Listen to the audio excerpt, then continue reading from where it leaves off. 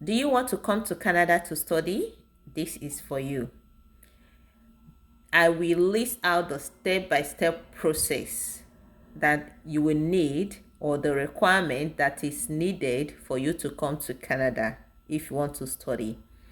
Number one, know the course you are applying for. Why I said this is because so many people will just choose a random course and they said they want to study this course, and unfortunately they will not get admission.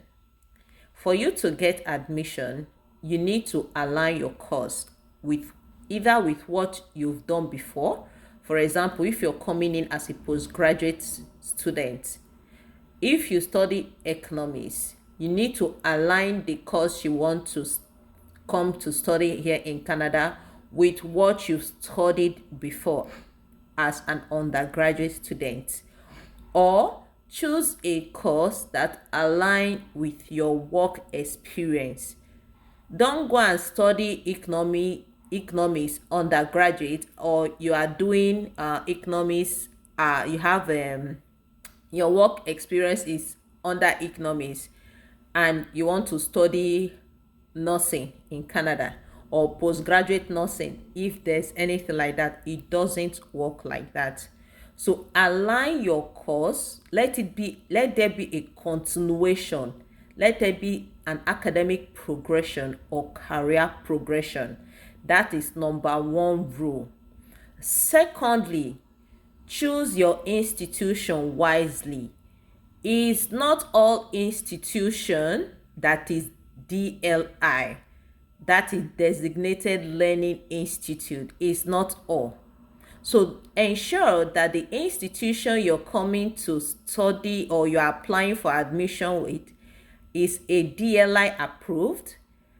Also, ensure that the institution is also postgraduate work permit eligible. There are some institution that is DLI but is not eligible for PGWP. So before you apply to that school and waste your application money, please ensure that the institution is both DLI or PGWP. Because if the institution is DLI but not PGWP, after studying, you will not get your postgraduate work permit. It will not come. So you can see those things if you want to research if your school is DLI and PGWP eligible. Is there on Canada website. Just research, put the school you want to apply and check if it is DLI approved and if it is PGWP eligible. That is the second thing. So number three, after applying and you get an admission, of course, application is not free of charge. You can pay up to $120 to $250 depending on the school. So you can apply to 2 or 3 schools so that you can have more chances. Canada schools are very competitive. Okay? But if you know that you are okay and you know that applying in only one school will give you admission, you can try your luck. But I always advise people apply 2 to 3 different schools to increase at least your chances, because the time frame for application, like if you apply, there are some schools that don't reply immediately. Some schools take like 2 or 3 months to give you a feedback, and then if you got the admission or not, while some gives you reply almost immediately.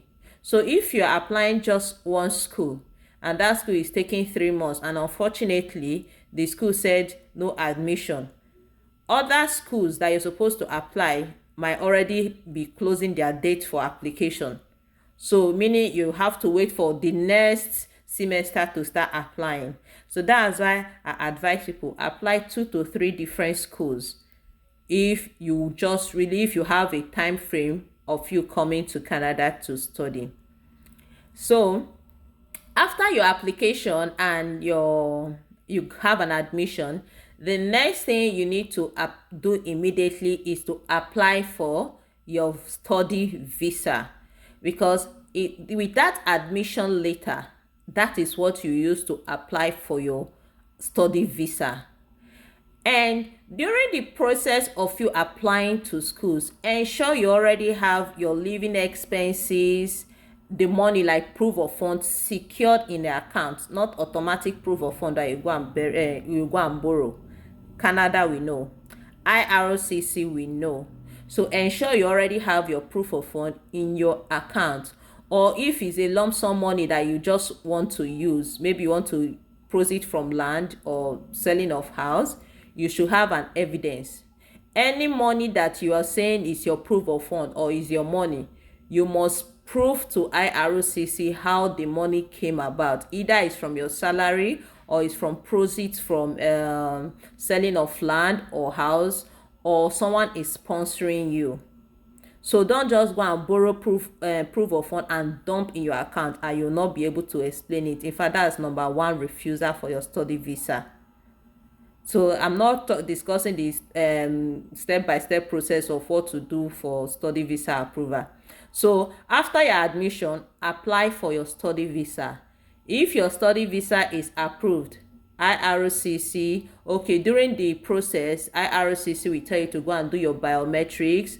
From biometrics, you do your medicals. Then from medicals, it will still be taking time while they are working on your application. Once your application is approved, IRCC will inform you to go and bring your passport. That's what they call passport request. So they will tell you the process on how you'll be able to submit your passport for it to be stamped. Once you submit your passport, emails will be coming in all the step of the way, whether it has been stamped or not. You have a counterfoil and all that.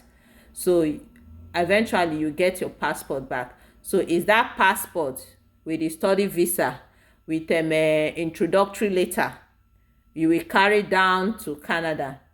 Once you get to Canada, that's when you apply for your study permit. Visa is different from study permit.